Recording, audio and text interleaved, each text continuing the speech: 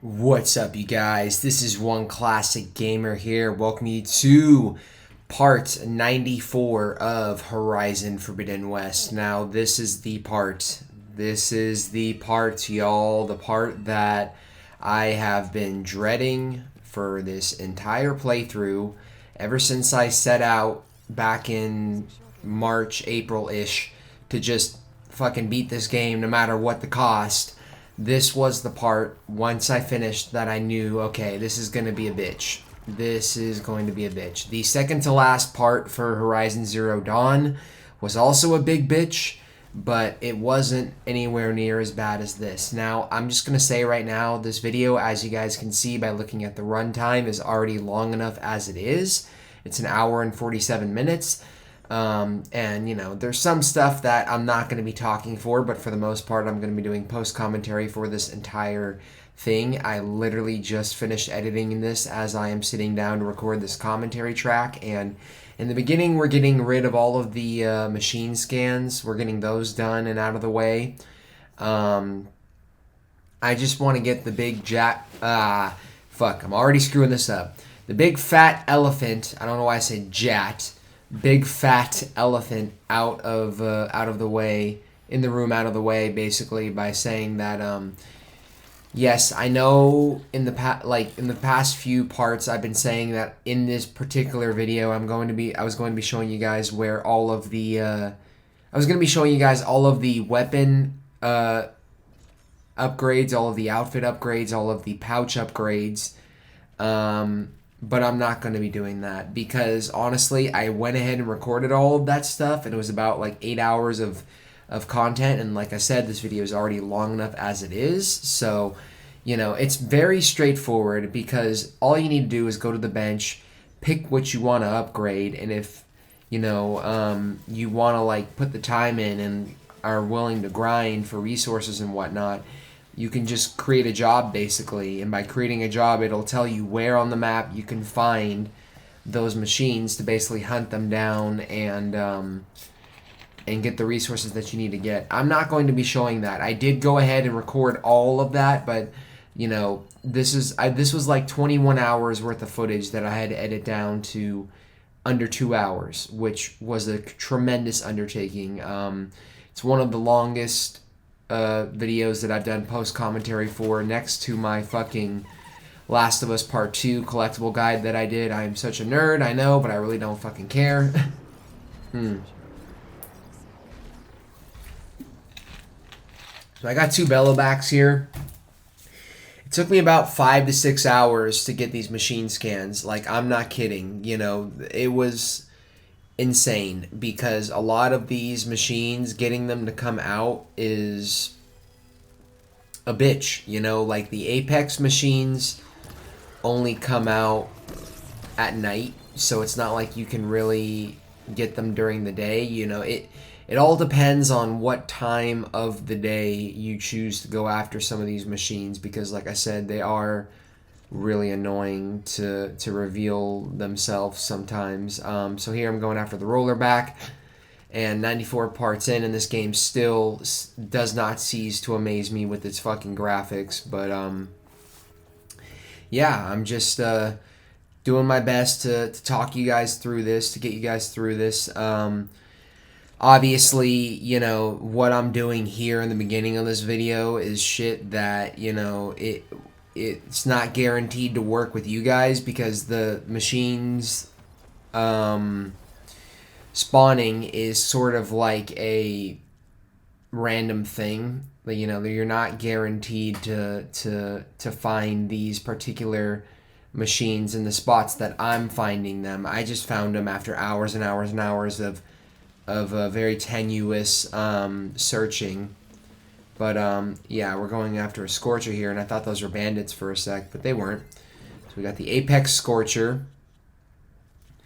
So, yeah, basically, the first 10 minutes of this video, I'm showing you guys where all the machine scans are. Here we're going after an Apex Thunderjaw. It's really funny. I don't show it in this video or any other point in the playthrough, but during the recording of this, which was back in, like, June, there was like a glitch. There was like this one Thunderjaw. Actually, we're going after Bellowbacks there. I guess whatever. There was a Thunderjaw that it's like, I don't know if they've patched this out at this point or not, but like it just was constantly going in circles, like walking in circles, and it's like you couldn't do anything, you couldn't defeat it, you couldn't scan it, and it was kind of one of those like, what the fuck? Like, it was a kind of a hilarious glitch, maybe one of the more distracting glitches in the game, if you ask me. But yeah, there are a few select machines that are located in just random spots of the map that are not marked as machine sites where you can find these machines. And I found some burrowers here, 2 burrowers as a matter of fact, a frost canister burrower and an apex burrower, I think. I really hate saying that name.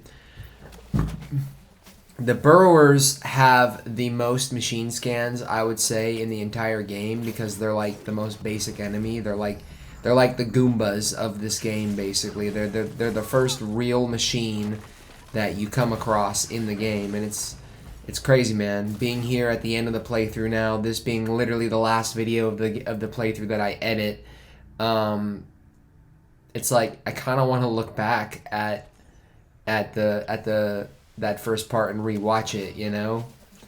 But yeah, I mean, this game has just been a wild experience from beginning to end. I've just put so much time and effort into this game, and it's not even funny at this point. I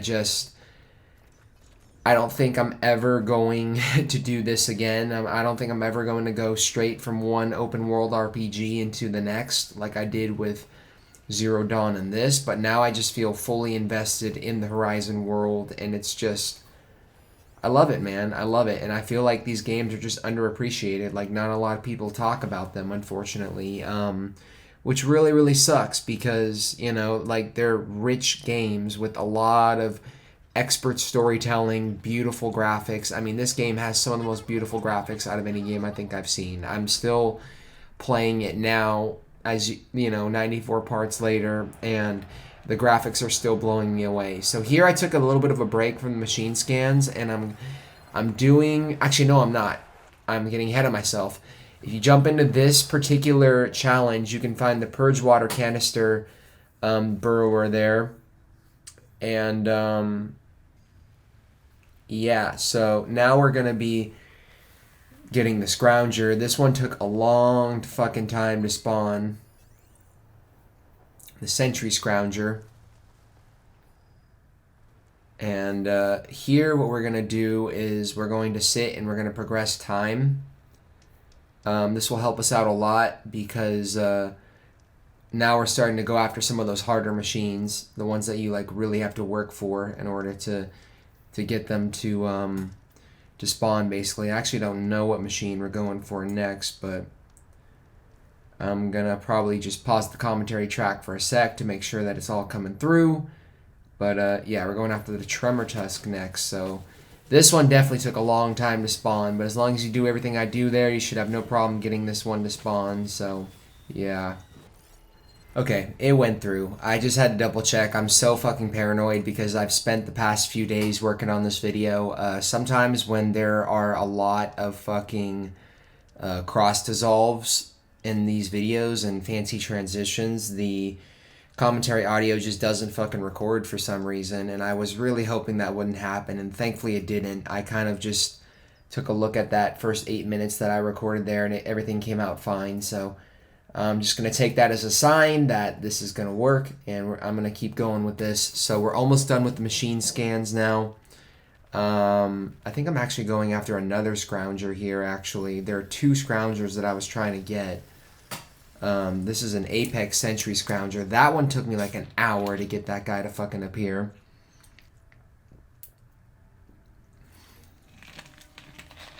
Now I think we're doing the Stormbird.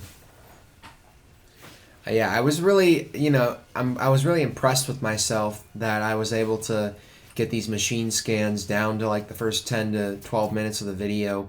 There's also a data point that I discover here that I figured I would show on the way. I didn't want to miss that up. The data points, as you guys are going to see, are what take up a majority of this video. Doing those took such a long time. I mean, editing them, and there's like a million different cross dissolves in this fucking video. I know I just said that probably. I think I did. I don't know. I'm already losing track of what I'm saying.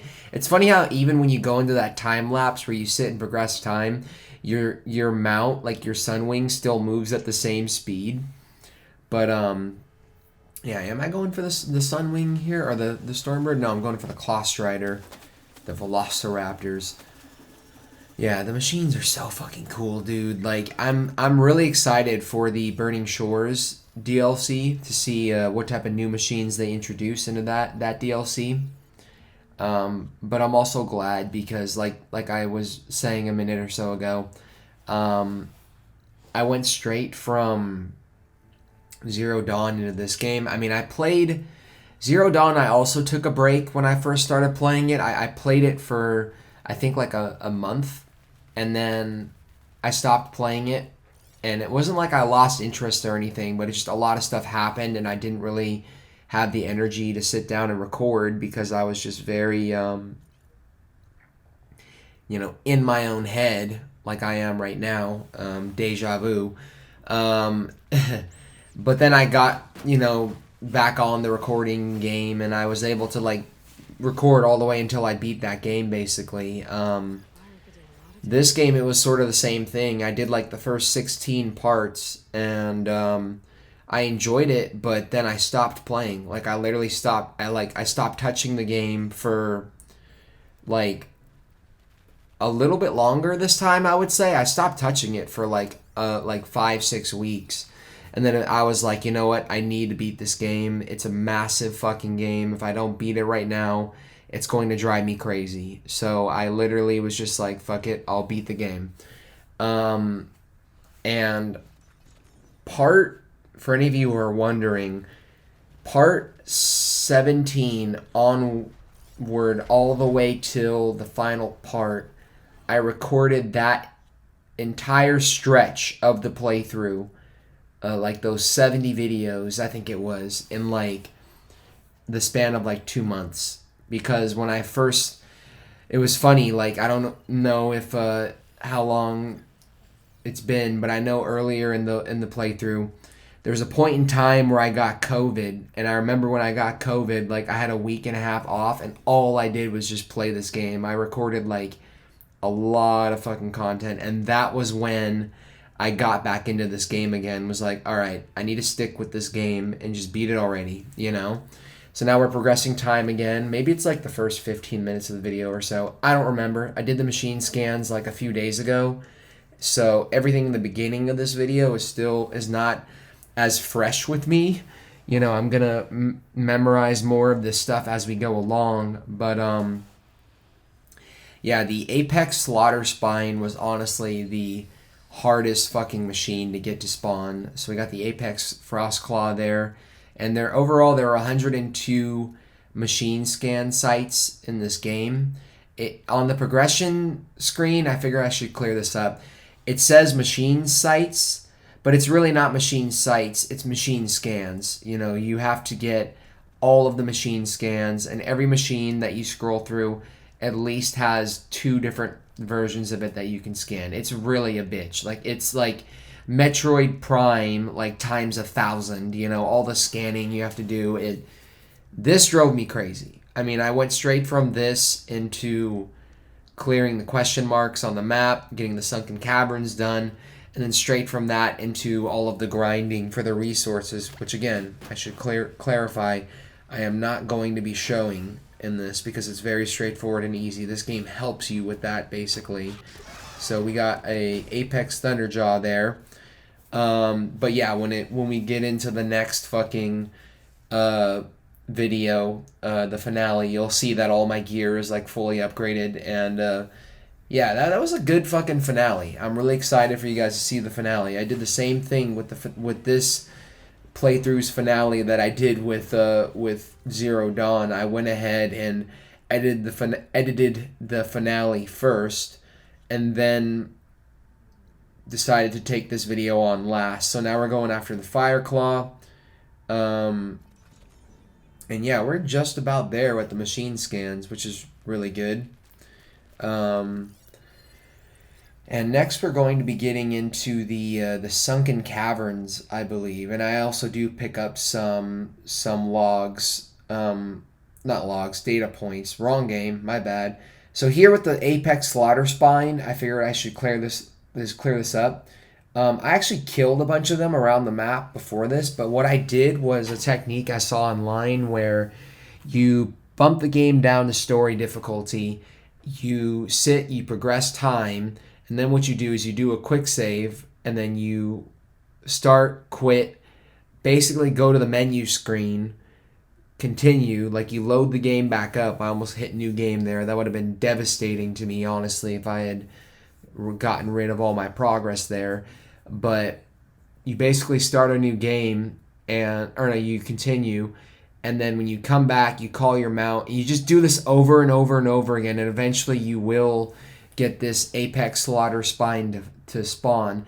And the first time you get one to spawn, I wouldn't recommend simply just scanning it. I'd also recommend fucking it up and killing it, because as soon as you kill your first apex slaughter spine, they start to spawn a lot more, like a lot quicker. So that's all of the machine scans. I think I checked my progression just to see where I'm at, 98.25%, but we're still nowhere near the end of this particular video.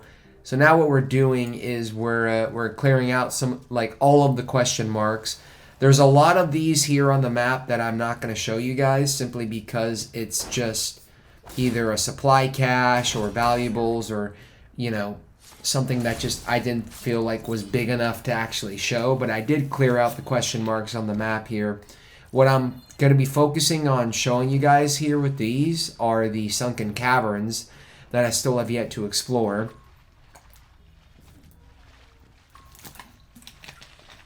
Because I think they also too count towards the progression, or maybe they don't. I don't know if they do, but I was just so OCD and I wanted to show these because I always thought these were like super fucking cool, to be honest. But yeah, and I'm also going to be getting some data points along the way as well, but like every other question mark I'm pretty much going to skip. So I'm clearing out every miscellaneous thing on the map here. And you know when you're usually done with the cavern, because the game tells you, like the text pops up and everything, and it'll say like, this sunken cavern is now completed. But to make it easier for you guys to follow, I basically, every time I cleared out the cavern, I slowed it back down to normal speed so you could see sunken cavern, Cliffs of the Cry completed. Now we're going here, and I don't know if this is a fucking cavern or a data point. I think this is actually a data point. I'm searching a building here. Yeah, this is going to be a data point. And there's also a metal flower here that I'm trying to get to, but in the middle of me trying to get this metal flower, I noticed there was a data point, and I decided, you know what, fuck it, I'm going to definitely scan that. I'd be kind of dumb not to. So, you know, just try to follow what I'm doing, you know, go where I go. You're going to want to make your way to the roof here to get this thing. You can climb up this wall. And, yeah, like, just once you get up here to where, like, the solar panels are, if you look, I think, across, it's down, I think, on the floor below you. Yeah, there it is, through the crack in the roof. I don't think there's any way to get into that room, by the way. So we got that one. I promise I am not falling asleep, y'all. I should probably go grab a monster, though, but I'm not going to. So now we're going after this question mark. We're in, like, kind of the tropical area. And I also try my best to show on the map where you need to go in order to find these two. This is going to be another sunken cavern. This one's really cool because it's like, when you get in this lake, you think, oh, it's just a lake. But then you start to, you dive down and you see that there's all this stuff here. And this is really dope. Like, this shit is very, like, Avatar, Way of Water, in my opinion. I saw that movie a few days ago, and I got to admit, I really fucking loved it, man. I actually kind of want to see it again, but, like, you know, I'm so goddamn busy. It's like, I saw it super late, too. Excuse me. I saw it, like, so fucking late that, you know, the last hour of the movie, I was really trying to stay awake. But I just couldn't. I couldn't, man. So We're going to Cliff Watch here, and yeah, we got to get our Sunwing out. I wish you could fly a little bit faster in this game, to be honest, but, you know, even in slow speed, it's kind of obnoxiously slow. And this is an interesting cavern because this one is like more of a dive, you know, you're kind of, it's like one isolated location, but like the crystals are like spread around, and there's like a little squeeze through down here that you come into. I just think it's cool, man. Like it's really cool. I would love to find a cave like this in real life. I know there are caves in the real world where the ceiling does glow and stuff, you know, because the rocks and the minerals are made out of like a very specific, like, not material. I got the wrong word. Whatever. So we got that. Now we're going this way, and oh jeez, fuck, maybe I am falling asleep. I am so sorry, but not sorry, y'all. This is like the final sprint for me. All this hard work is now finally going to come to an end.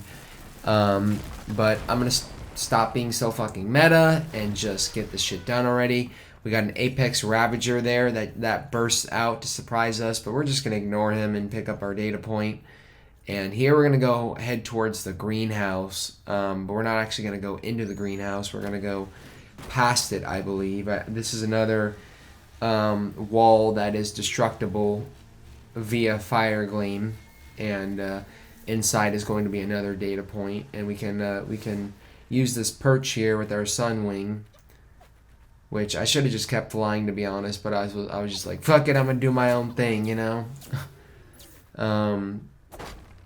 Actually, I was wrong. This is a metal flower here.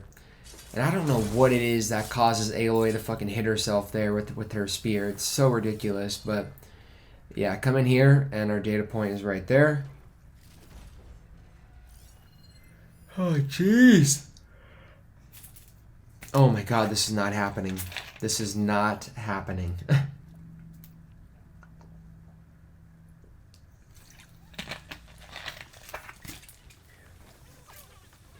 There's a point where I gotta pause pretty soon and stop talking, so when I do that, I'll go and grab a monster, see if I can re-energize myself.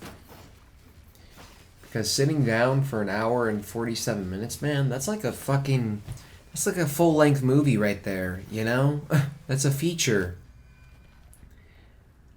But yeah, this will be good because I can finally move on to working on a project that I'm working on right now that I'm very, very passionate about, and I'm just ready for the world to see it. You know, I really want to see if I can get it done by the end of the year or the new year, you know, New Year's Day. I don't know if that's actually going to happen, but, and I say that because I've got so much cleaning up to do, so much polishing to do, and it's December 19th right now, about to be December 20th, literally in like 15 minutes. It's 11:45 p.m., which means I'll have like 10 to 11 days to finish my yeah, I'm not gonna, I almost spoiled it, but I'm not gonna say any more, but like, I've got a lot of work to do, so I hope it happens. But yeah, between this and the finale, I think you guys have both got some pretty solid content for the next few days. I mean, thankfully, I was worried that people wouldn't be into these videos with me doing so much goddamn post commentary, but thankfully the finale itself doesn't really, it doesn't have any post commentary. It's all live commentary, and unfortunately, I will say, and I don't want to disappoint you guys here, but it wouldn't be me if I didn't point it out. The finale, I used a different means of recording my voice for the commentary, and I'll say it's not bad. It's fine. It doesn't sound staticky or anything when I yell or scream or over exaggerate, but like it's not perfect either. You know, it's kind of weird spending the last few, you know, the last like 70 parts hearing my live commentary on my phone, and then hearing this different, you know, tone, like pitch of my voice.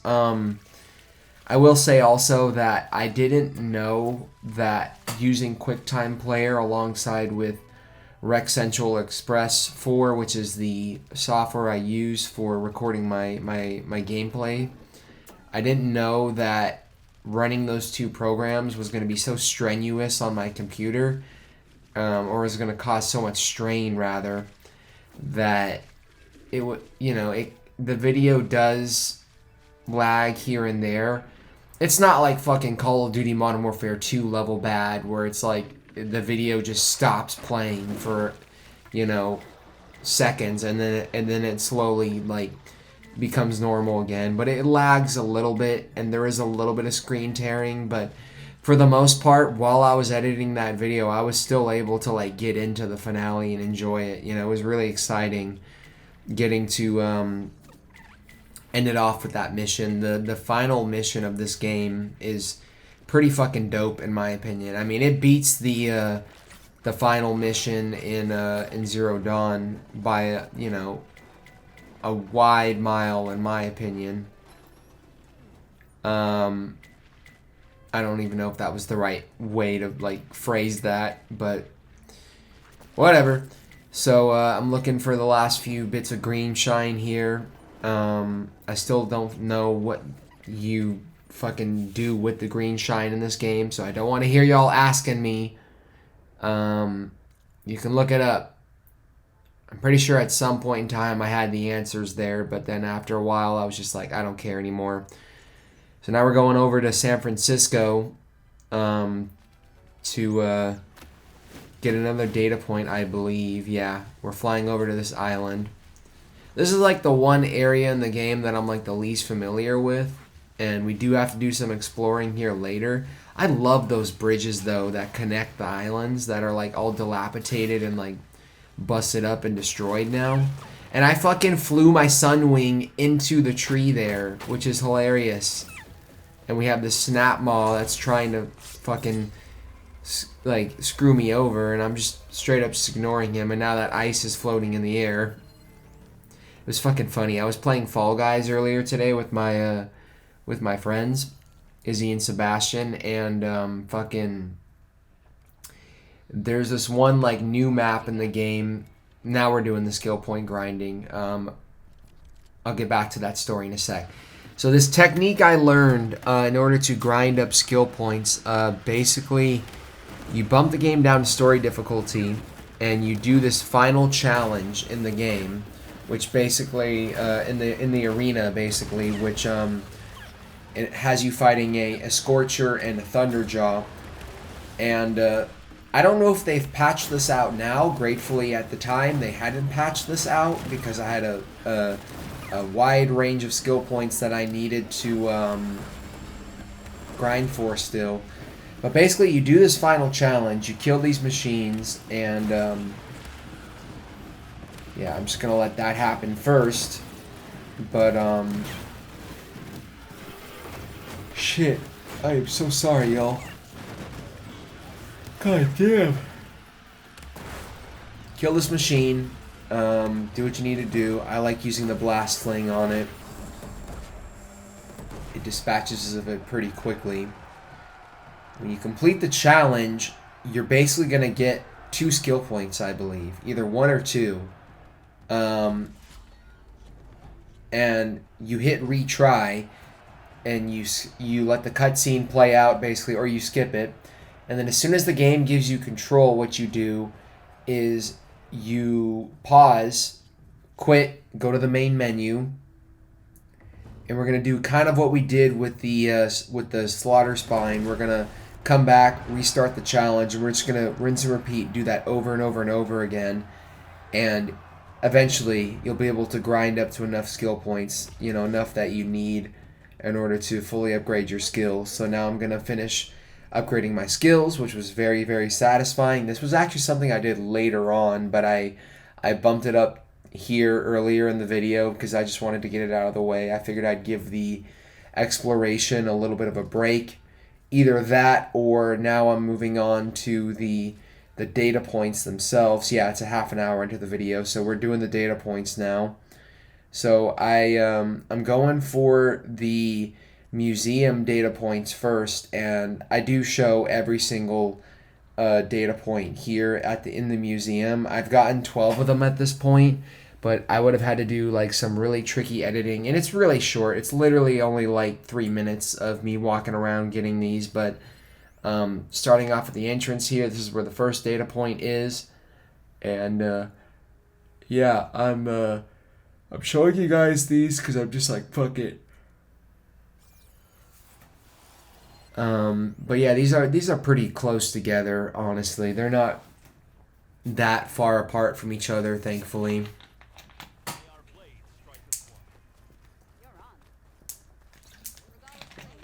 So we're here at the Memorial Grove.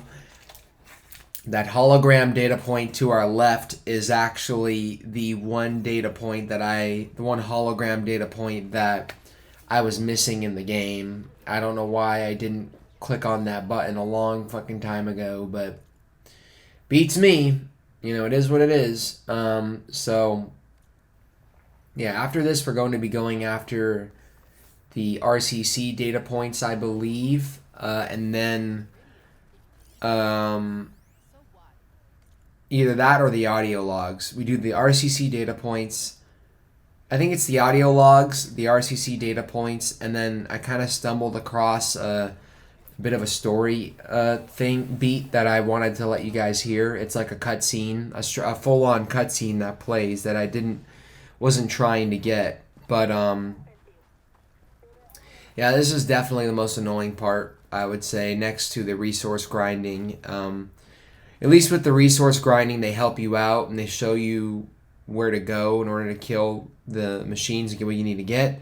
And once you kill the machines and at that particular machine site, if you still don't have, like 5 Slitherfang hearts, like the game will direct you to another spot on the map where you can find a Slitherfang and kill it and get what you need. But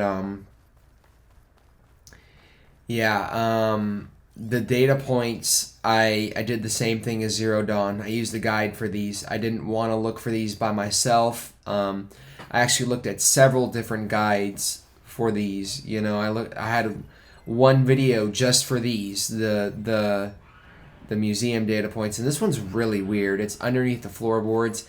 I don't know how the fuck I would have found this on my own, But it's kind of like the Korok seeds in Breath of the Wild. There's so much data in this game, like so many data points that I just gave up and was like, I don't want to look for these by myself. I'm not going to, because this playthrough would have gone up from like 85 hours to like fucking 100 hours probably if I looked for them by myself. So yeah, outdoor exhibits. We got that one, and now we're going to be going to the arena, and I think there are a few like world data points that I also picked up here as well. Data points like, for the world and shit. I mean, duh. Hence the name World Data Point. And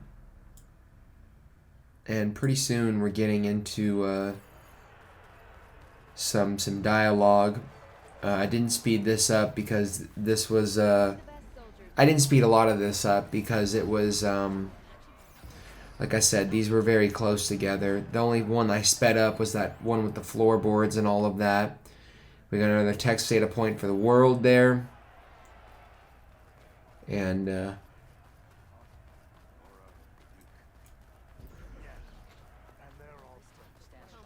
yeah, so, sorry, I had to take a little bit of a pause there. Man, you're so awkward, dude. So we got that one.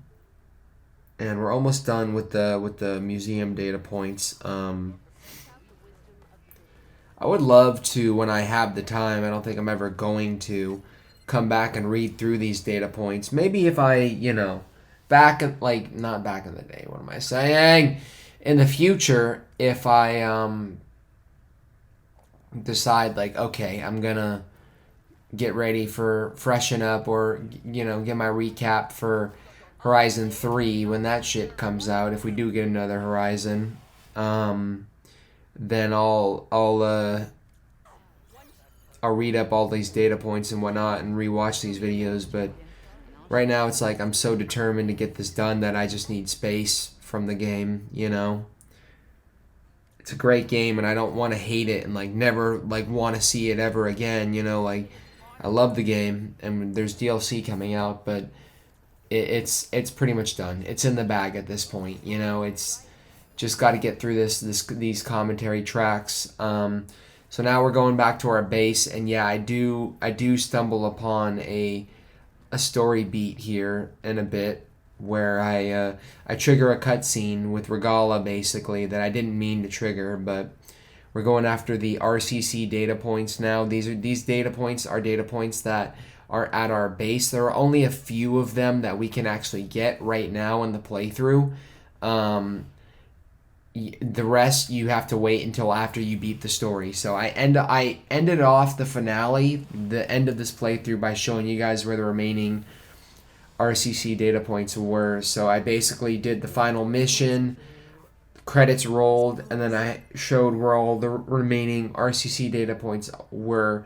And then these I just was like, okay, I'm gonna show as much as I can show right now, and whatever I don't show, I'll show later. So you can kind of see a little bit of the lag right now if you guys can see what I'm talking about. It's not that noticeable, but maybe it was just my computer running out of storage or something. I don't know.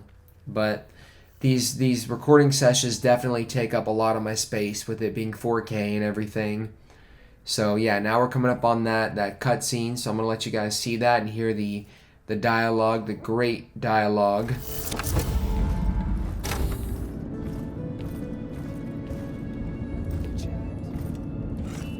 This place smells wrong. No sand or wind, only cold steel.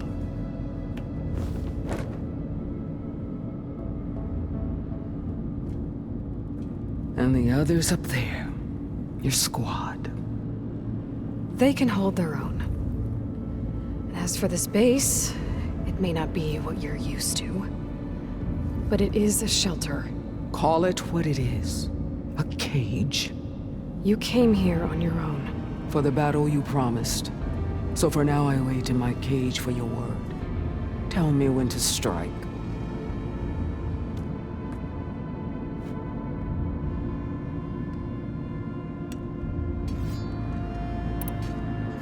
All right. I guess we'll both face the end soon enough. Ever since you got in my way, I've wanted to see your bones burned white beneath the sun. But if I'm to die in battle, then it might as well be with the one who flew with the wings of the 10. I'll let you know when it's time to move out.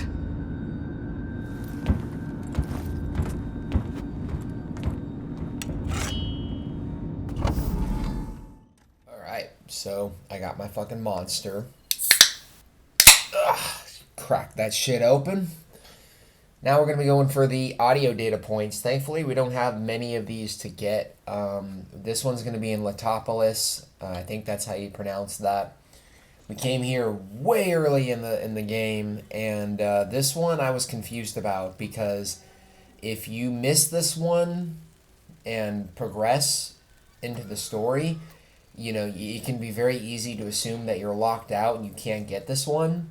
It's still like grabbable, but what you need to do in order to grab it was something I needed to like search on Reddit for and search multiple forums in order to figure out how to grab. But you jump into this room here, and what you're going to do is you're going to come over here and you're going to scan this computer terminal to get it.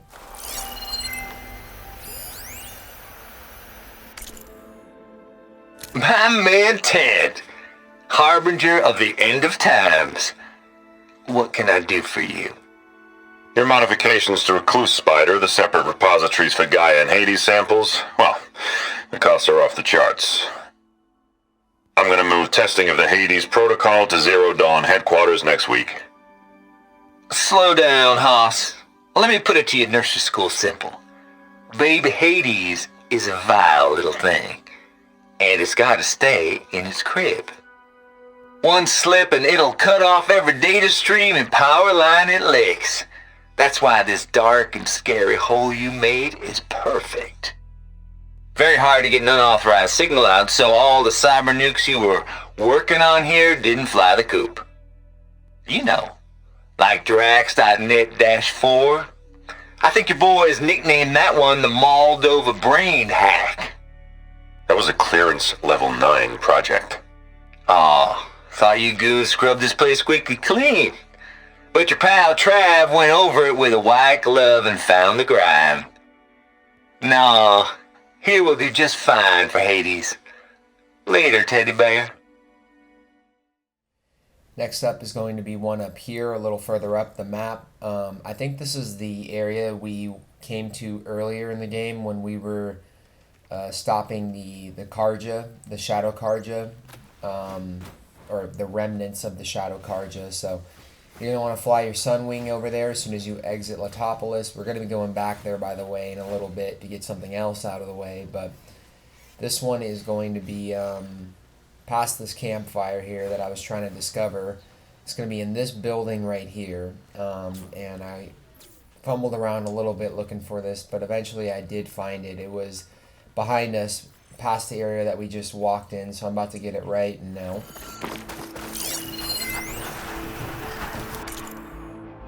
All forward positions overrun. Can't raise USRC. Bottom line, we're dog meat. Any goddamn suggestions? Still got an FAE. When the bots pour in, we detonate. Blow up a whole lot of tin cans. Take them with us. Spiteful. I like it. Make it happen. See you in the sky, soldier. And this one is going to be in the same area, except what we're going to do is we're going to mark this spot on the map, and we're going to head inside this perimeter now in order to find it. It's basically going to be laying next to, I think, an old corruptor or a tank or something. So, yeah, here it is.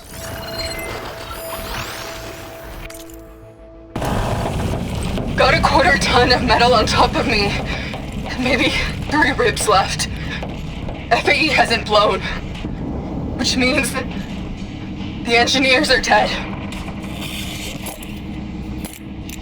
Gotta cut myself out of here. And it's gonna hurt. But you know what they say. If you want something done right.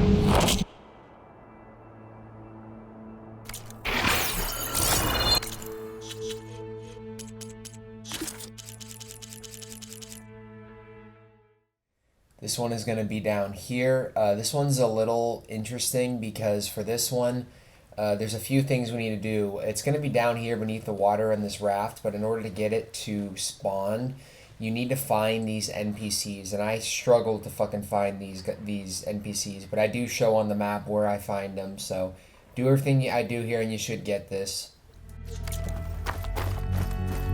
Snoring! The living ancestor is here! Steady.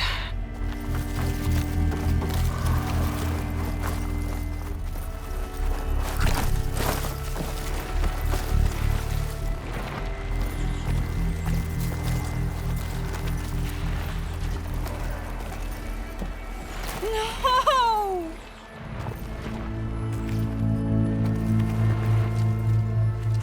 What were you doing trapped under a bridge? There were wide maws. They smashed our boat, and then we were so busy escaping them that we ran into these machines, and I slipped and fell. It's dangerous out here. I know, but Tsunore wanted to go on. We hadn't found any relics in the places the diviners told us to search. He wanted promotion. He insisted we try here. He was right. We found a relic with some data on it, but then the wide maws found us. They smashed our boat, and I dropped the relic into the waters when we ran. I'm sorry about your friend. Yes. I can't even mark his death by taking the relic back to landfall. Where did you drop this relic? Down there, to the southwest, in the plaza with the statue on the column. Go back to landfall. I'll see if I can find it.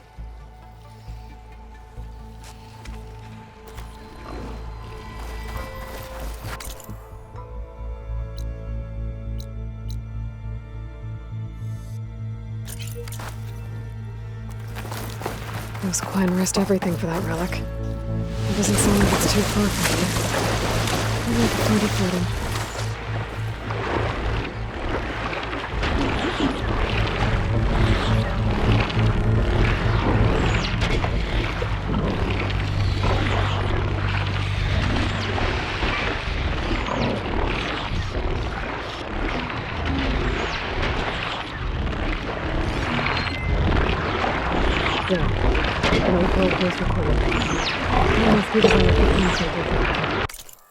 Point 9 on our holo tour of San Francisco, the Dewey Monument. Recently returned to Union Square, this 85-foot column celebrates the American naval victory at Manila Bay. When their force of outdated vessels, in the Philippines, many of the Spanish sailors must have known they faced a hopeless task. Driven by duty, but poorly led, the Spanish fleet wrong place at the wrong time, and was destroyed by a technologically superior force.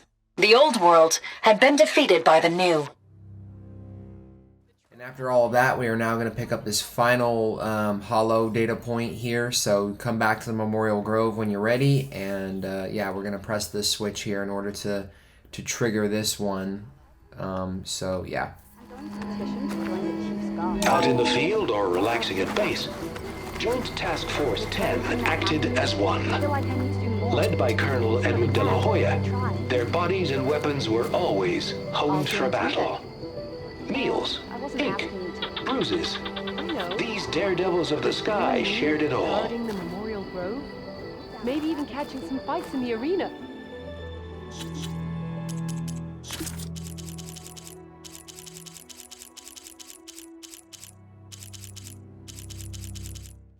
And with that, excuse me, we are now going to be going back to Letopolis again for the next text data point.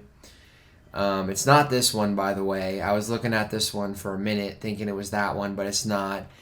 This one, I think, also confused me a little bit because I had to like really think about what I needed to do in order to get this one. I think I also looked this one up on Reddit. I mean, this video this part just has me going all over the place, as you're gonna see. We're really gonna explore the world now that it's just nothing but the data points. There is one other melee pit that I had yet to discover that I show at the end of this video, but that is not for like an hour. So thankfully I don't have to split up these tracks anymore. I can just talk for the remainder of this, and yeah, we're just gonna go down the line here and knock these out one by one. Now we're going to the greenhouse for the next data point.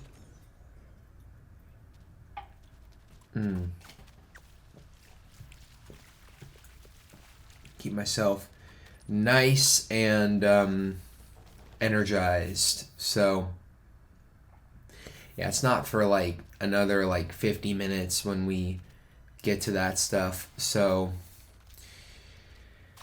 yeah, overall, lots of content packed into this video, as you can tell.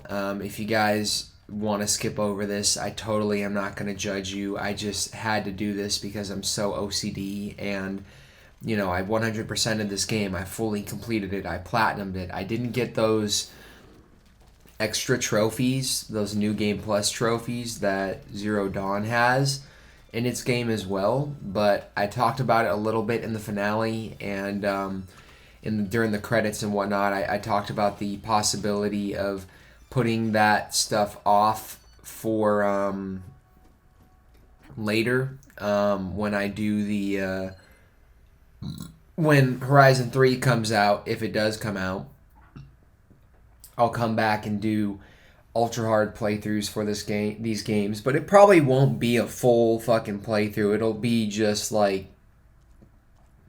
what's it called? What am I trying to think of?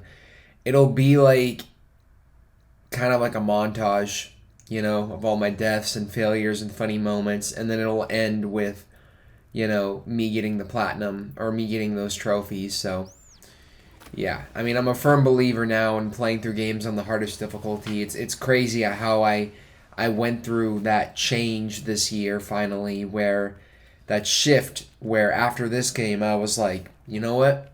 I need to do these games on the hardest difficulty, and I'm getting the most amount of satisfaction out of doing that. It's crazy because the Callisto Protocol is the last game that I recorded, and I beat that game for the most part on hard. The final boss, I just said, fuck it, I'm not going to waste my life away, trying to beat this guy for hours, so I just bumped the difficulty down and whatnot. But the rest of the game I did on hard, on maximum security. That was the last game I played. I recorded earlier in the month, like, a week and a half, 2 weeks ago. And, I'm just, I'm a little fearful and concerned that when I do finally jump back into God of War Ragnarok, I'm going to struggle. I feel like I'm going to struggle a little bit, or maybe a lot. Like, we'll see. Maybe I'll start off doing light exploration, and then I'll work my way up to the combat encounters, because I'm not, while I beat the story for that game, I'm not, like, anywhere near, like, done with it yet. And I've heard that there's a ton of post content in that game. I don't think it's going to be as long as this particular playthrough was.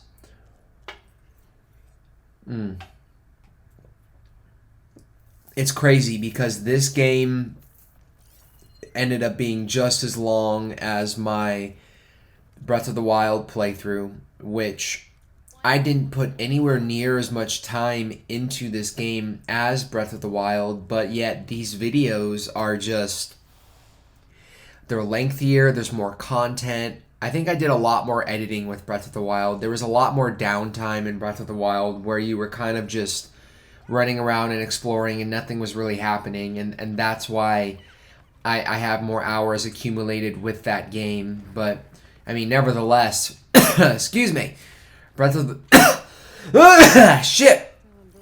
Okay, I'm just I'm just acting it up at this point. Breath of the Wild 2 comes out next year, like 5-6 months from now, if Nintendo doesn't delay it. And I have a feeling that that game is going to surpass both, my original Breath of the Wild playthrough and this playthrough. It's going to be lengthy, but yeah, one thing at a time, obviously. Yeah, man, it just feels like there's only so much I can say before I'm just like, I'm done. Like, I'm tapped out, But I'm fighting through it. So we got all of the side quest data points done. Now I believe we're going for the I don't know what we're going for. Are we going for the... We're not going for the world data points yet, I don't think. There might be some slightly janky editing here with some of these, or a lot of these, because what I would do was I would figure out where on the map the next data point was, and then, yeah, we're on to the world data points now, and I would fast travel to that point on the map, and then I would kind of stand around the campfire and look up, like, see exactly where it was. So there's a lot of points where you're going to see me warp, fast travel, and during the speeding, like the speeding up of the footage, there's a little bit of a cut, because I was just sort of trying to figure out where it was. I've been doing this for the past few days, and I don't think it's really that bad. I don't think anyone's really going to care, but again, I am so goddamn OCD. If you guys could see this timeline right now, the timeline in Premiere for this project file, it is just packed with cuts. It's not even funny. I don't know how long this shit is going to take to render or export, but I know it ain't going to be a short export, it's going to be a while, and I'm trying to, like, stay up and just, like, fucking upload it as soon as it's done, and then when I'll go to bed and wake up and do all my Christmas shopping tomorrow, and then work on my project and whatnot afterwards. But yeah, so tomorrow's a pretty packed day for me, or today rather, because it's midnight now, so it's now the next day. But that just proves my level of dedication to this. So we got all these world data points. There were a fuck ton of them in Zero Dawn as well, to be honest. And this game is really no exception. They gave us so many world data points in this game to get. And I imagine that they're pretty interesting probably and have a lot of lore to them, but I just mentally I'm not there anymore and I don't really care, so I'm passing them up. You know, I made it kind of a goal when I started this playthrough to really see if I could scan and collect more data points as I went along, but you know, it didn't matter because in the end it turned out that I still had a fuck ton of them to search for. And yeah, I mean, technically the thing is, technically the data points, they do not count towards 100% completion. I think the collectibles do, but the data points don't. I just went for them anyway because I'm a completionist and I had to get everything done. You know, and I edit I edited this video and part 64 of Zero Dawn so much because I was like, look, if I'm going to be jamming all of this extra miscellaneous stuff into this video, it needs to be edited as concisely as it you know can be.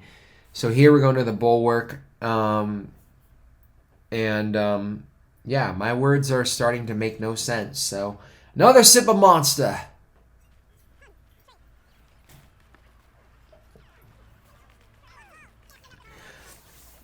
So that was one where I was standing around for a little bit, looking on my phone, trying to figure out where it was. But you have to go all the way up all these stairs. And, yeah, man. Speaking of the DLC, we should talk about that a little bit, honestly. I'm super excited to play that Burning Shores DLC. It comes out in April, and, yeah, it got announced like a week and a half ago, I believe. And,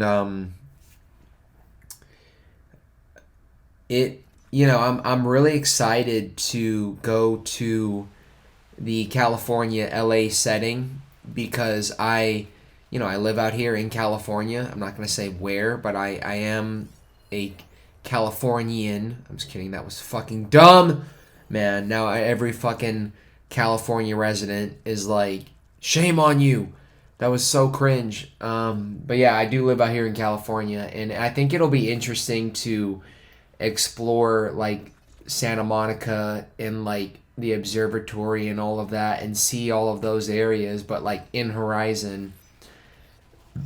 And they're saying that one of like the big bad new potential threats is going to be a Horus, like an active Horus that isn't fucking dead or hasn't been dead for years.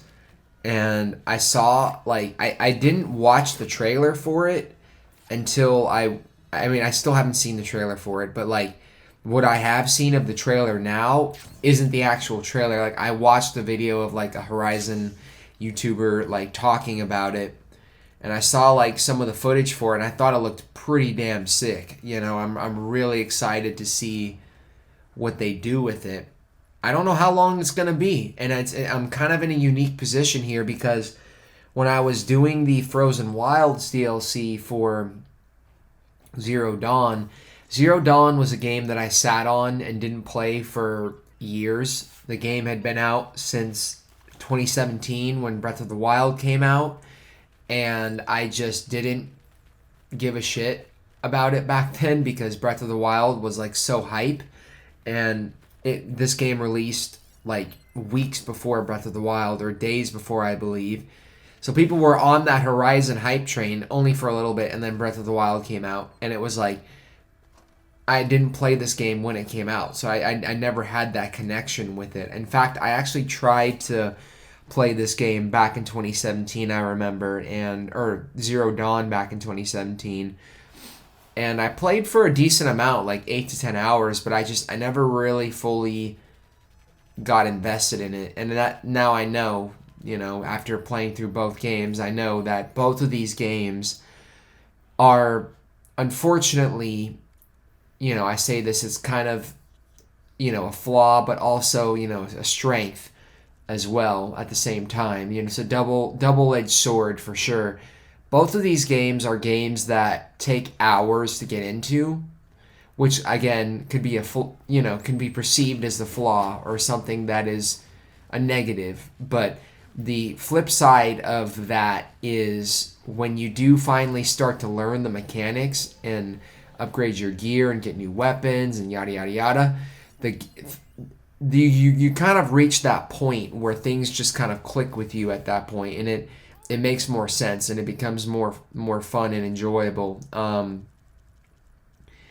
Zero Dawn took me a little bit of time to get into, for sure. But when I came back and decided to do my playthrough for it last year, it was like I already knew how the game was going to start. I knew like the first 8 hours or so of it, so I was ready for it. And getting past that was when I really, really enjoyed it. And circling back to the DLC talk, I'm in a unique position with this game because Zero Dawn's DLC, the Zero Dawn had already been out, so I kind of played through that DLC in the middle of that playthrough.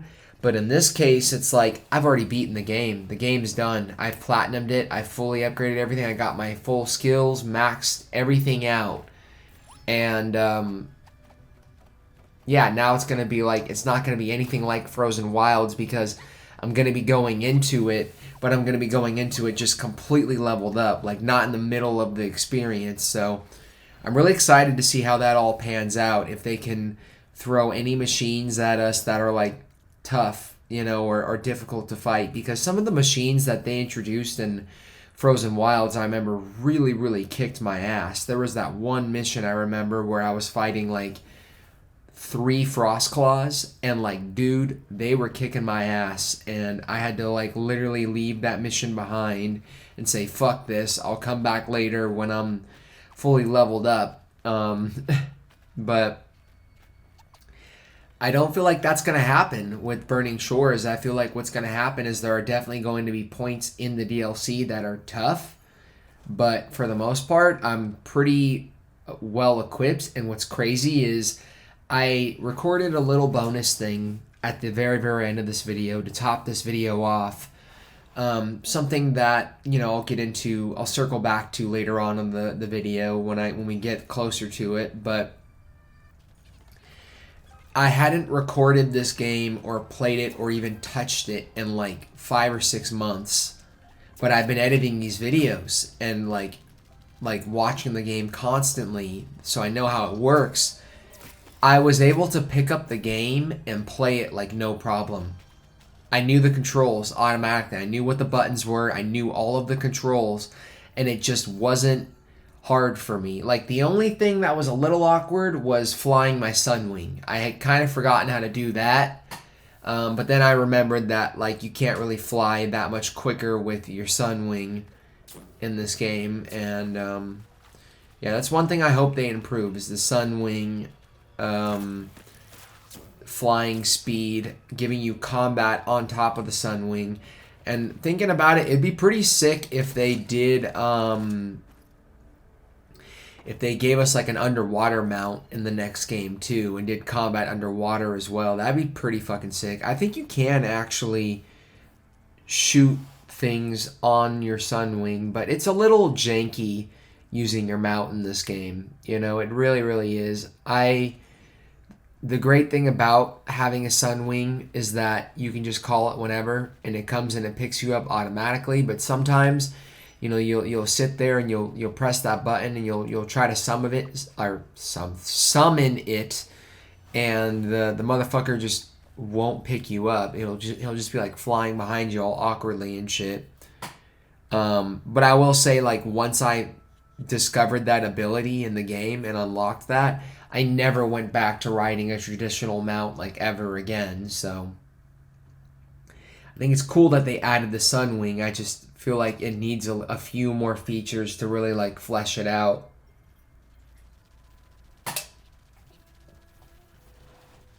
And make it more enjoyable.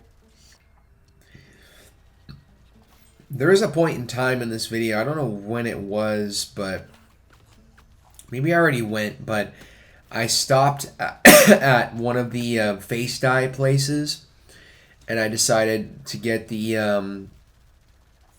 Kratos face paint because I had it unlocked from finding that one totem of war, or all the totems of war. And I figured, you know what, fuck it, I'll equip it, and it actually looks pretty sick. I think I actually have it on right now. I just I forgot to like comment when we actually got there, but yeah, we're clearing these out. There are 78 world data points in this game. There's a lot, and a lot of them it's just like climbing, scaling, and whatnot. Especially here in the Las Vegas area, there are a lot where you have to like climb these buildings in order to get into certain areas to get them. This one right here is tucked away in this building. That's 43 out of 78. And even after we're done with these world data points, we have to get the glyphs as well. But those go by a lot quicker, thankfully. So, yeah, now we're going further west towards the edge of the screen here. We got a lot in the San Francisco area, by the way.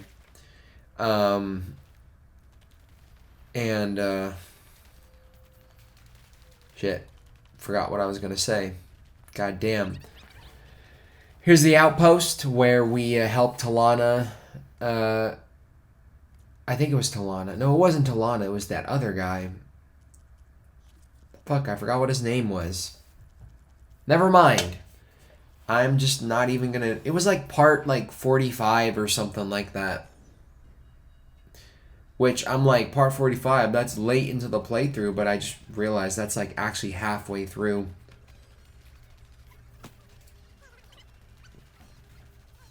Or not even halfway through, but yeah, it's pretty much halfway through almost.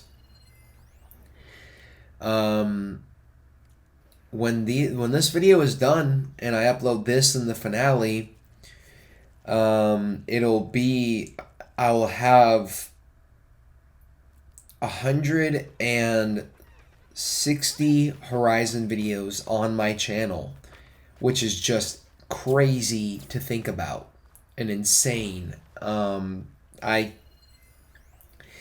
cannot believe I've become so immersed into this world and invested, but I feel like I'm more compelled to play this game and get invested in it because not a lot of people are talking about it, and it's like it's kind of cool.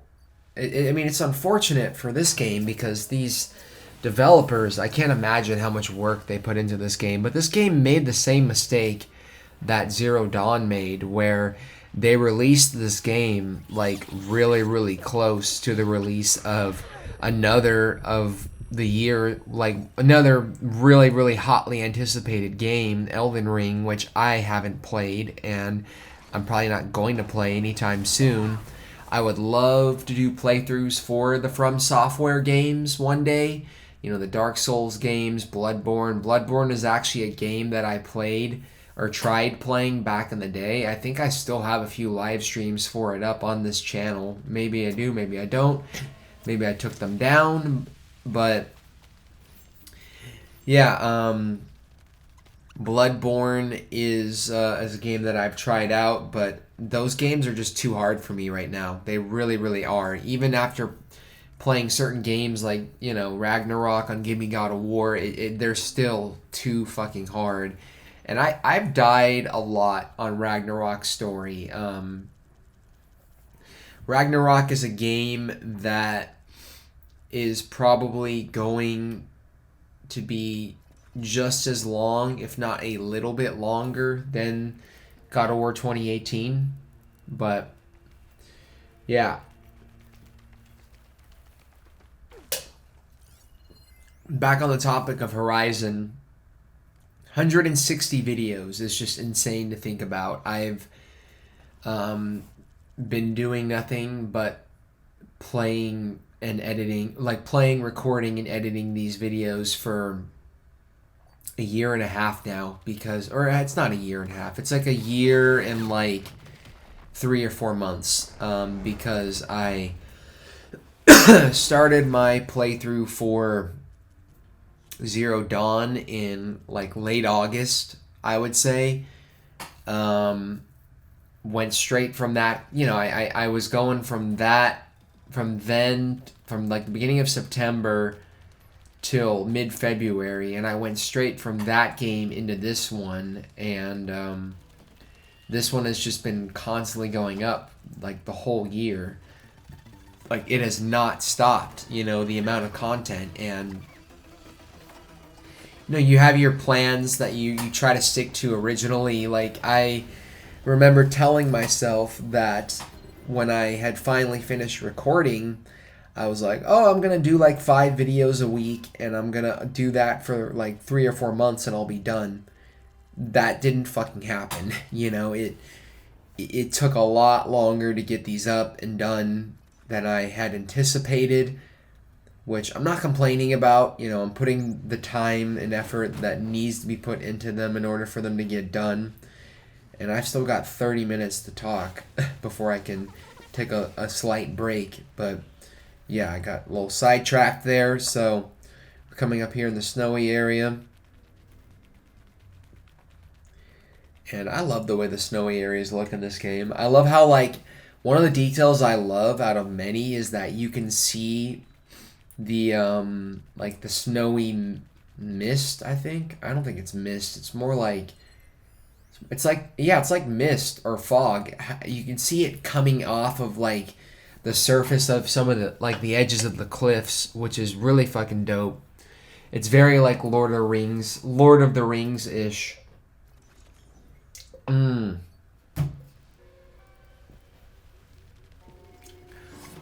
but God. Alright. Cut. Redo. Nothing like a swig of Monster to improve my vocabulary again. Maybe I just need to slow down. Maybe I need to stop talking so fast. I talk so fast sometimes that I can't keep up with myself, and that's when I stutter, or I just can't think of what to say. But I'm getting meta again, so I need to stop it. Yeah, this looks like, this area is like very Hoth, like Empire Strikes Back-ish, in my opinion. And that one was about Chicago. I saw a little bit of the data point there. But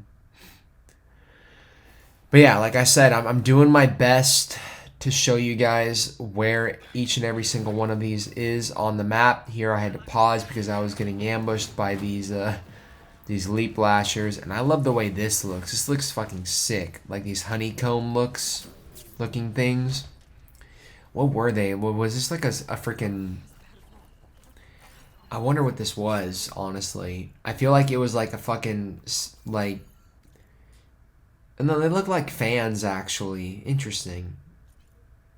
Sometimes, like, I still look at the backgrounds of some of these areas, and I'm just like, dude, like, how the fuck did they make this game? You know, it's like, it's crazy how much detail went into the making of this game. And yeah, there are glitches in this game, and there's pop-in, but like looking at it right now, the pop-in is not really that bad in this game.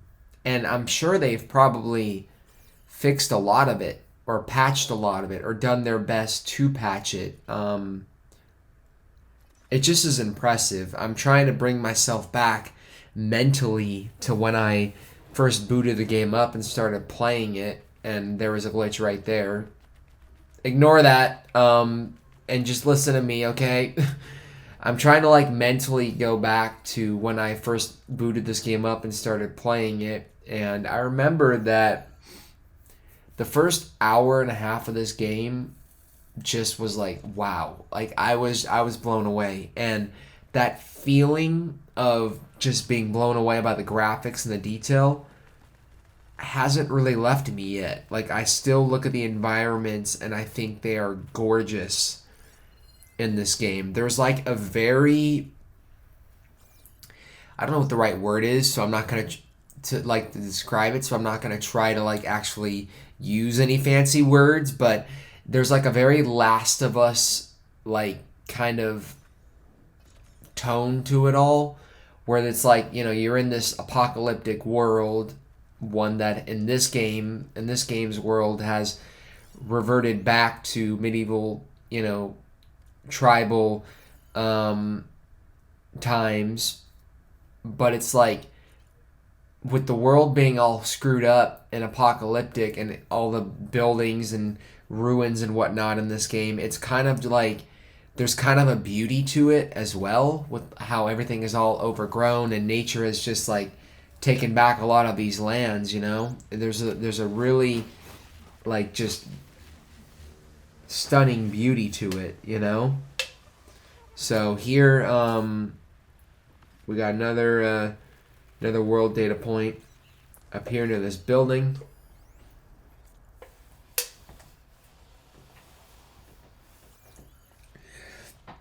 And that's the last time I'm going to talk about the graphics.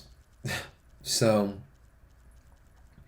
we're getting there with the world data points. I think we got like 20 glyphs to get, but those are a lot quicker because a lot of those are actually bunched together. I really wish they would have given you like a trophy or something for getting all of these. You know, I feel like that would have been a little bit more rewarding, but I understand why they didn't, you know. It's just so much, you know, it's so much to pack into one video. I'm still at a disbelief that I'm rounding the corner and I'm getting this done finally. But here near shit, I forgot what this place was called. Shit, I know the name of the place, but it's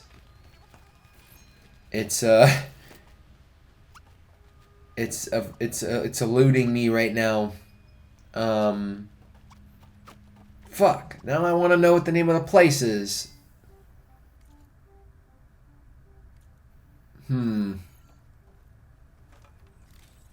know about Zoe, and she's whatever, man. I'm sure it'll come to me later, and you know, a time when everyone has forgotten about it. But now we're moving on over to San Francisco. So here we got a lot. I think the remainder of the world data points are actually here in San Francisco, which is good for us because it means we don't have to really move around that much. Thankfully, none of the data points are really like that audio data point, that one unique audio data point where I had to like find those NPCs and whatnot. That was a really interesting audio data point, I will say, because it's like you'd think you know, after being, you know, all this exploration and whatnot, and you clearing everything out, you'd think that, you know, you were kind of at that point where like there really isn't much to see anymore in this game, but this game just continues to surprise till like the very end. So yeah, we got like 18 of these left, and my computer's starting to lag now. It can't handle the speeding up anymore. So here we're going to get this one. The Trilago relocates. We got a slaughter spine in the back there, but we're just going to ignore it.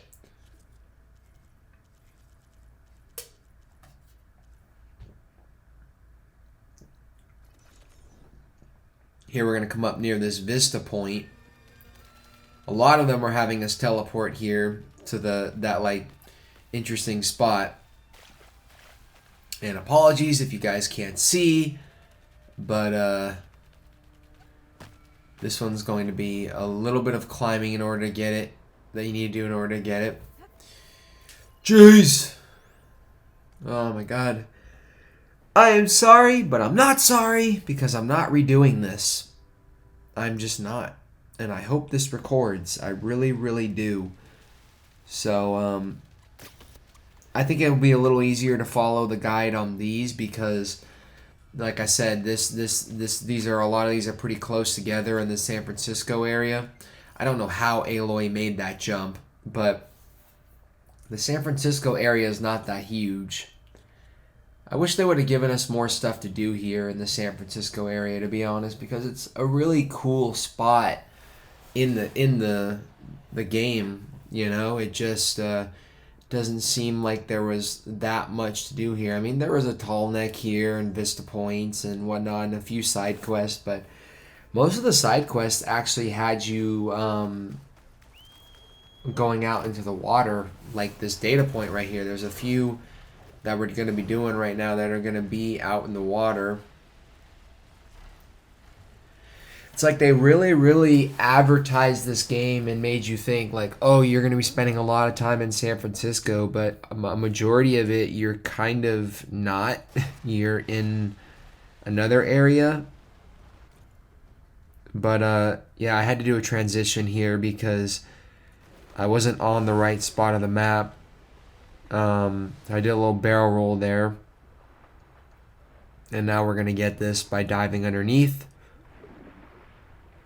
And yeah, I hope if they do make a third Horizon, they let us keep our breathing apparatus and stuff.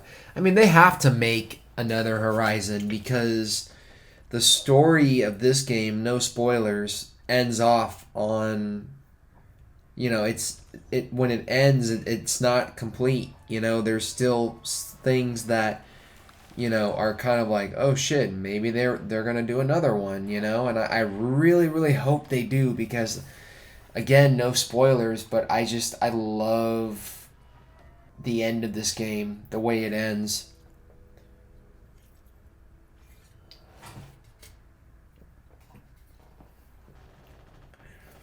You know, of course I destroyed that final mission with everything being fully upgraded, but had I been playing this on ultra hard at the time, which didn't exist, it was either easy, normal, hard, or very hard, and now my video is lagging because it can't keep up with all the shit being sped up. Had I been doing this on one of those difficulties, it definitely would have been a process, but yeah, even you know, if you become a master at playing this game on very hard or hard or whatever, you know, there are certain things in this game that bumping down the story difficulty is like it's just like, in my opinion, it's not the end of the world. Like, no one is going to judge you if you do the melee pits on story difficulty because those are kind of stupid, to be honest, and ridiculous the way they work. So yeah, we're getting really close to clearing these out now, which is super exciting.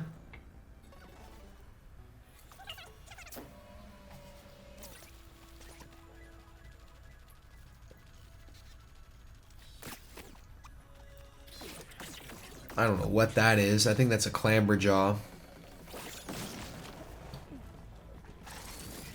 That was my chair, by the way. It wasn't me farting. Figured I should point that out. Ugh, God.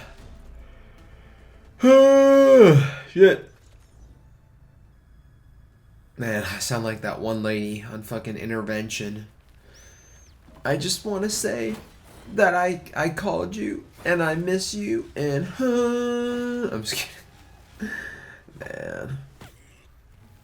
If one of my friends were here right now, she'd be really laughing at my ass. So, There's that one, 20 years after GG and EZ. I don't know what that means, but I'm just going to ignore it. And I think we had a Stormbird emerging there, trying to fuck our shit up, and I was just like, yeah, I'm not having that right now. Now we're going back to the dig site once again. And this one, see if I can remember, it's going to also be underwater. So fly up to that structure there and go ahead and dive for it. And there it is. So now we got, I think, 4 or 5 left. Yeah, 4 left. And we're going to get these pretty quickly now. Yeah, the rest of them are here in this area as I suspected. And then we're going to be heading back towards Chain Scrape in that direction, all the way to the other side of the map for the glyphs and whatnot. But yeah, as far as the size of the map goes, I will admit this is one of those games that it has kind of that Breath of the Wild syndrome where it, you know, when you first lay your eyes upon the map and how massive it is, it can definitely be overwhelming. You can look at it and be like, holy shit, this game is packed. I don't know if I'm ever going to complete it. But as you progress and complete it and get shit done, the amount of things that you need to do, you know, obviously go down, and everything kind of narrows down at that point. It becomes easier to figure out, okay, now we're going to do this, we're going to do that. And I really think the exploration is solid in this game. If it wasn't, I wouldn't have put so much time into completing it as I did. Same with Zero Dawn. I think they actually nailed the exploration more in this game, to be honest.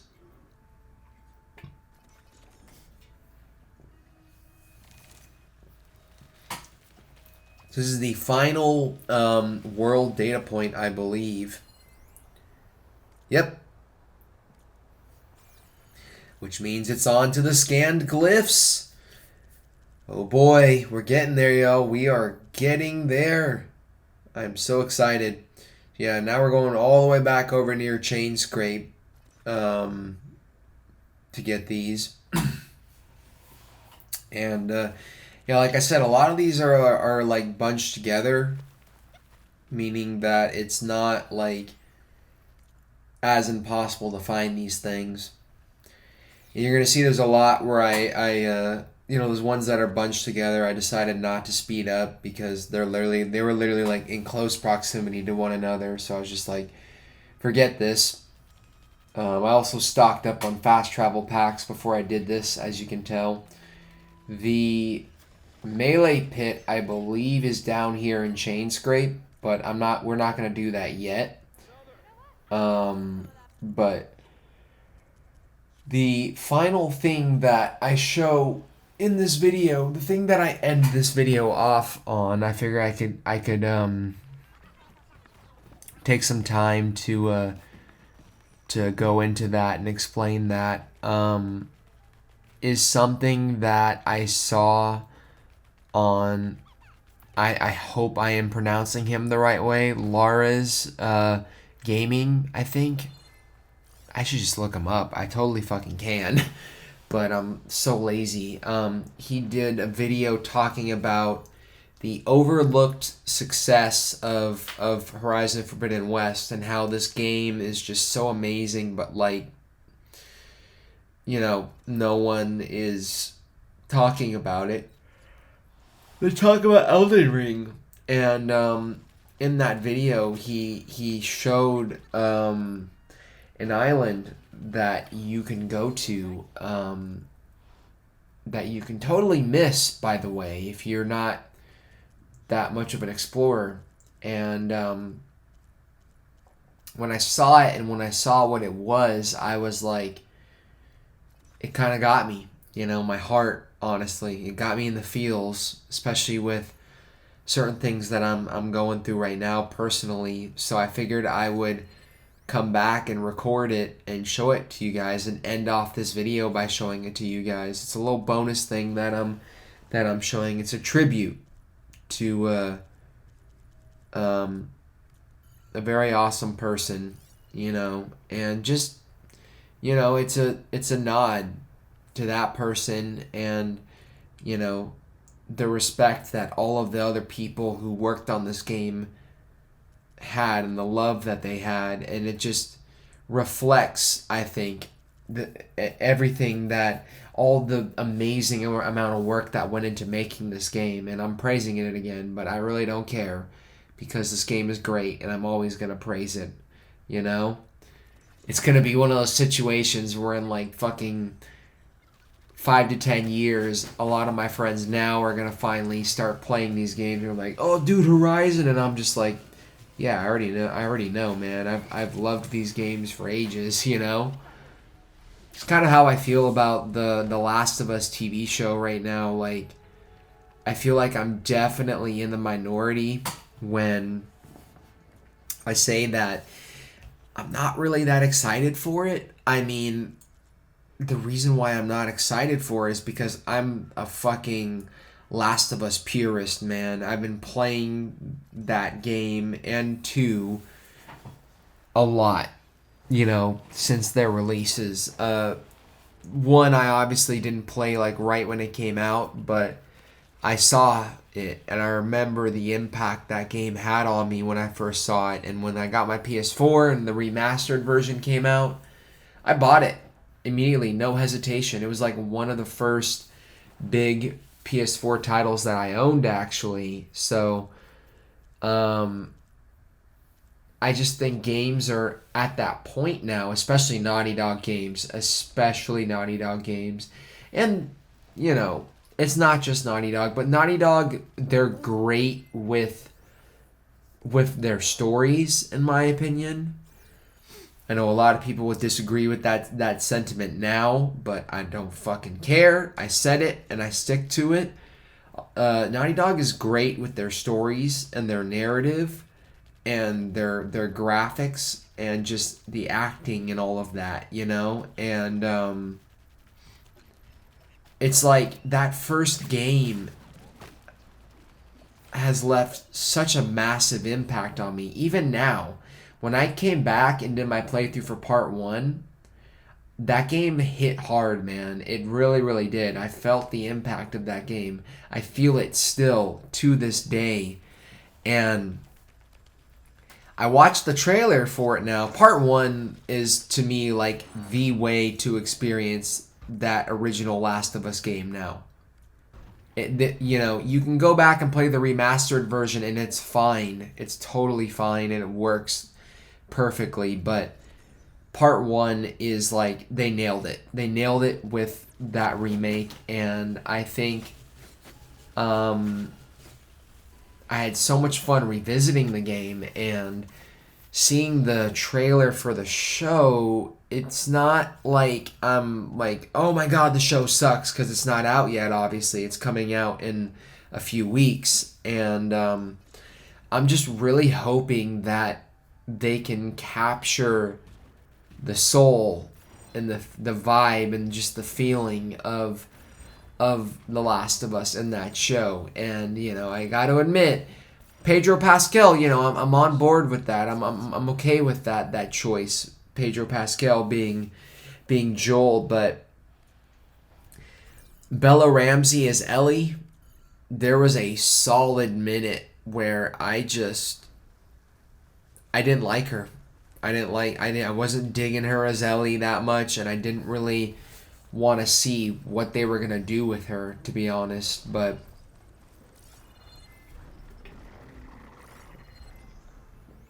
after seeing the most recent trailer, the one with the "Take on Me" song in it, that was a horrible fucking recreation.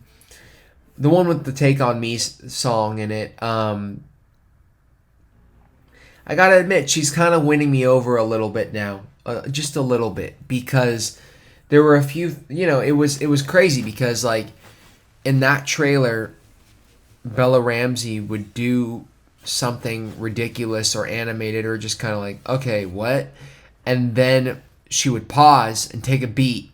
And then when she would talk again or speak again, then she would give like a little Ellie quip that made me go like, okay, that's Ellie. Like, yeah, she's doing an okay job as Ellie. You know, I feel like the performances from Troy Baker and Ashley Johnson, and I say this still, my mind is never going to change. Their performances, what they brought to both of those characters is unmatched. Nothing is ever going to beat that. And as accurate and beautiful as the show looks, with cinematography and the effects and whatnot, it something just doesn't feel right about it to me. Like it just feels like a CW version of a perfect show or a perfect game that already exists. And I know why the show is coming out, because they want to get that story out there and have it appeal to a wider audience. But yeah, I'm just like, I'm gonna watch the show still when it comes out, but right now I'm not feeling it. And I'm hoping that it's good, because if they're gonna do the whole weekly, wait 1 week for the next episode, the weekly episodic schedule, it better fucking be good. It really, really better fucking be good. And I know that Troy Baker and Ashley Johnson are in the show, which is crazy as well. I'm cautiously optimistic that it'll work out. But there's that other part of me that's like, this is not gonna work out. It's gonna suck. No one's gonna watch this, But yeah, it is what it is.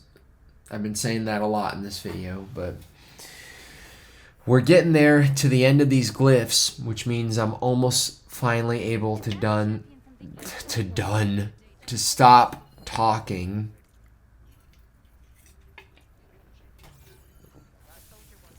And coincidentally, I'm almost finished with this monster too. So, yeah. I think the way a lot of these glyphs work is it's usually like 2 per settlement, sometimes 3. Which means that, like I said, it's not as bad to find these. This one I was definitely running around for a minute trying to find, but it's up here on like the 3rd floor, I think, or like the highest floor near the stretcher, or above the stretcher.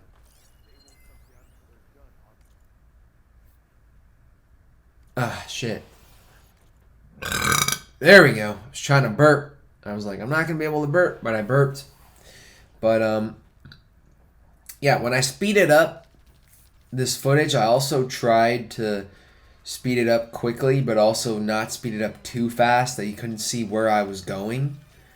Thankfully, you got the compass and everything guiding you to where you need to go.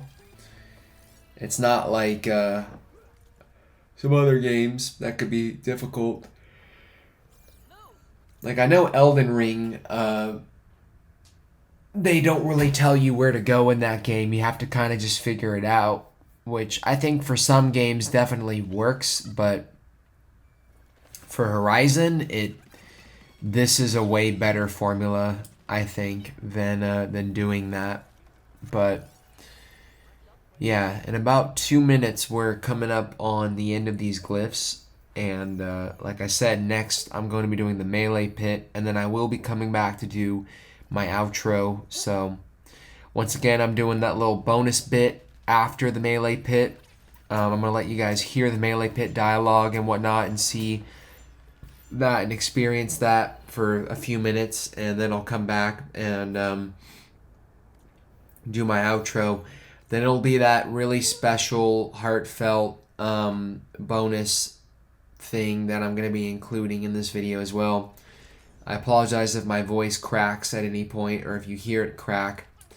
Like I've been talking for an hour and 40 minutes and I'm just like out of breath now. But like I'm struggling to breathe in between each word, but here's the final glyph. So yeah, now I'm going to be going for the melee pit. So we're gonna fast travel all the way back to Chain Scrape, and I'm gonna let you guys see that and experience that. So I will, of course, as usual, be back after that, like I said, and just for a little bit of talking. So yeah, now we're doing this melee pit, and we're gonna up our progression percentage even more, and then it'll be on to the bonus tribute. So yeah, I will see you guys in a little bit. Even the Savior needs some battle practice.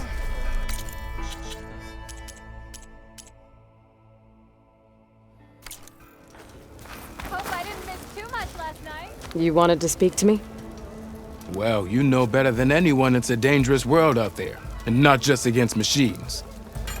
Name's Odur. This here's my training pit. Best place to practice close combat this side of the Forbidden West. I also offer challenges to test your fighting skill. Who would I be fighting exactly? You? Well, I know you're the savior and all, but you have to beat all the others first to challenge me. Rules are rules. We only use dual blades and practice arrows, mind. These drunken fools would run themselves through otherwise. You'll have to leave everything but your spear and practice arrows at the gate. But I'll look after your gear, not to worry. So, what do you say? Up for some training? I might be. That's what I like to hear.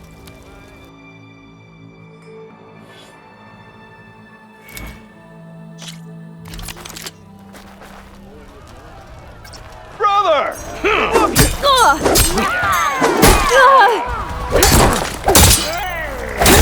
Whoa!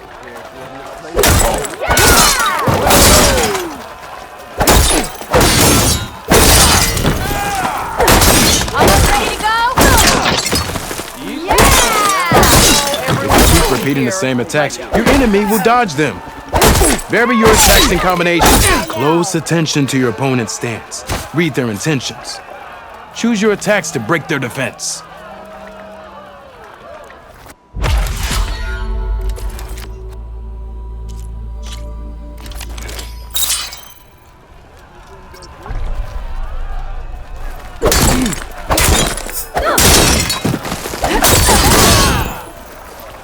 That energy doesn't last forever. That spear can give you the edge in battle.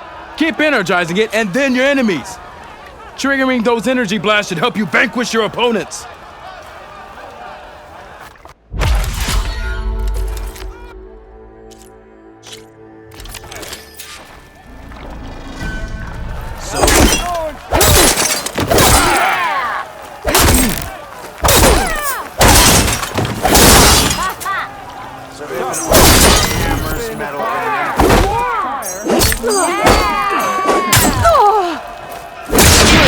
Of attacks. I kind of like those. Almost ready to go? A good series of attacks. Impressive attack.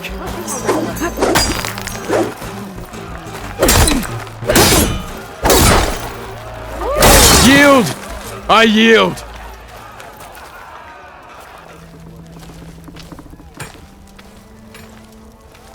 Well fought, friend. Well fought. Are you okay? Yeah. Ooh. Serves me right for thinking I could go up against the savior of Meridian. Here, have this.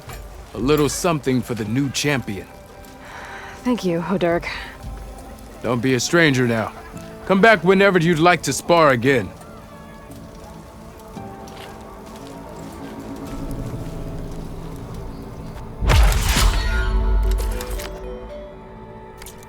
I should go. I'll be here if you want to practice more.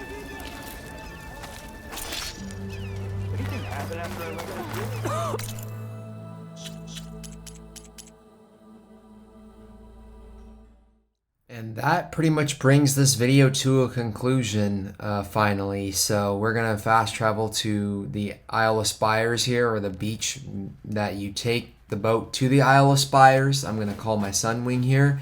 And like I said, there's a final little tribute here that I thought was very, very nice and heartfelt for the developers to include, and I just had to show it. So I came back 7 months later to record this for you guys, and I feel like it's the perfect way to end this video off. So if you enjoyed this, please comment, rate, subscribe, and next time we'll be doing the finale. So I'll see you guys then. Peace. What is this place?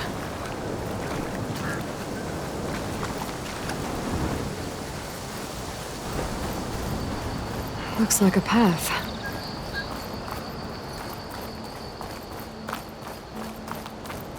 Someone painted those markings with great care.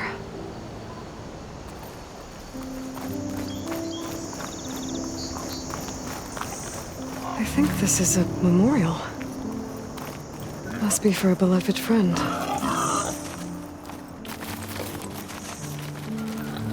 Someone left a note.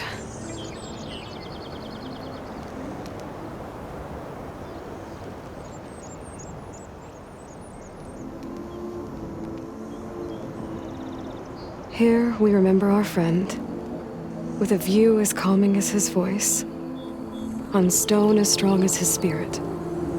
He was not just our rock, he was our oak, sturdy and stoic, whose presence brought us comfort, and whose branches touched us all. Rest in peace. It sounds like he's truly missed.